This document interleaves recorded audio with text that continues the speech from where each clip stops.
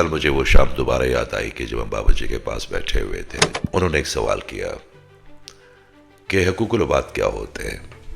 تمہارے مختلف جواب تھے۔ کوئی کہہ رہا تھا کہ آپ کے ماں باپ سے شروع ہوتے ہیں، کوئی کہتا ہے کہ آپ کے اہل و عیال سے شروع ہوتے ہیں، کوئی کہہ رہا تھا کہ جو آپ کے غریب ہمسائے ہیں، دوست ہیں، وہ دیکھتے رہے سوچتے رہے۔ تو انہوں نے فرمایا کہ سب سے پہلے تو آپ اپنی سوچ ٹھیک کرو اور اپنے آپ کو بھی اللہ کا بندہ سمجھو۔ اعوذ باللہ من الشیطان الرجیم، بسم اللہ الرحمن الرحیم۔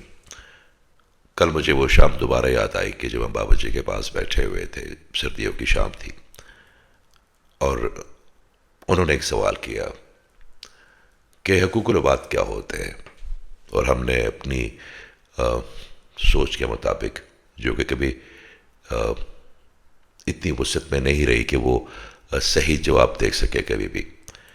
آپ کی وزڈم بھی میرے اللہ تعالیٰ کی طرف سے ہوتی ہے، وہ دوسروں کی امانت ہوتی ہے، آپ کا اس میں نہ کوئی عمل ہوتا ہے نہ دخل ہوتا ہے، وہ بھی ایک رزق کی طرح آپ کو ملتی رہتی ہے، اور آپ اس کو جب تک اس کو پریسائزلی طریقے سے بہتر نیت سے بانٹتے رہیں گے تو اس میں اللہ تعالیٰ اور برکت دیتا رہتا ہے۔ تو انہوں نے جب سوال کیا کہ حقوق العباد کیا ہوتے ہیں اور کس سے شروع ہوتے ہیں، تو ہمارے مختلف جواب تھے۔ کوئی کہہ رہا تھا کہ آپ کے ماں باپ سے شروع ہوتے ہیں، کوئی کہتا ہے کہ آپ کے اہل و عیال سے شروع ہوتے ہیں، کوئی کہہ رہے تھے کہ جو آپ کے غریب ہمسائے ہیں، دوست ہیں، وہ دیکھتے رہے سوچتے رہے۔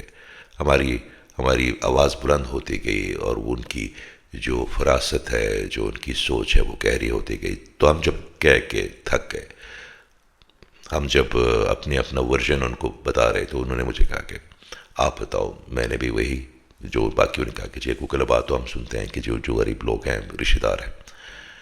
تو انہوں نے فرمایا کہ سب سے پہلے تو آپ اپنی سوچ ٹھیک کرو اور اپنے آپ کو بھی اللہ کا بندہ سمجھو، کیونکہ جب آپ یہ بات سوچتے ہیں، جو سب سے قریبی اللہ تعالیٰ کا بندہ ہوتا ہے وہ آپ کی اپنی ذات ہوتی ہے۔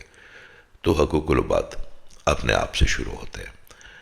پھر اس کے بعد سمجھ آئی کہ اگر ہم اپنے آپ کو اللہ تعالیٰ کا بندہ سمجھیں گے تو ہم اپنی ایگزسٹنس کو فیل کریں گے، اور ہم جب اپنی ایگزسٹنس کو فیل کریں گے تو ہم باقی لوگوں کے لیے بھی اتنے ہی کارآمد ہوتے جائیں گے۔ اگر ہم اپنے لیے کارآمد نہیں ہیں، اگر ہم اپنے لیے بہتر نہیں ہیں، تو ہم دوسروں کے لیے کیا کریں گے؟ اگر کچھ لوگ ہوتے ہیں جو اپنے آپ کی نفی کر کے وہ معاملات کرتے ہیں، تو اس کا مطلب یہ ہوتا ہے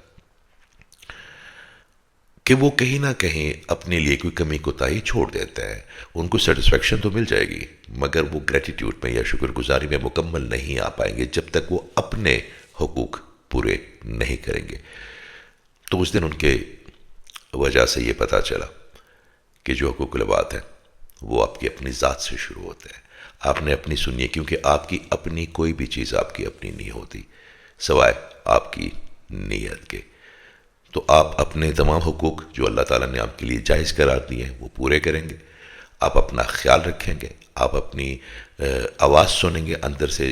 ہر بندہ آپ کو وہ مشورہ دے گا جو اس کی سوچ کے مطابق اور اس کے ڈیٹا کے مطابق ہوگا، مگر آپ نے کیسے گزاری، آپ کے کمپلیکسز کیا ہے، آپ کے ڈس آرڈرز کیا ہے، آپ کی محرومیاں کیا ہیں، وہ کوئی نہیں جانتا۔ تو آپ کا جو خیال آئے گا وہ وہاں سے شروع ہوگا جہاں پہ آپ کے کمپلیکسز ہیں۔ تو آپ نے اپنے اندر کے اس معصوم بچہ یا بچی کو وہ راحت دینی ہے جو اس کو آپ سے چاہیے۔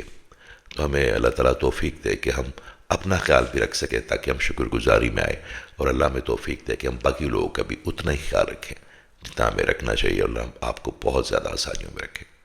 بہت شکریہ۔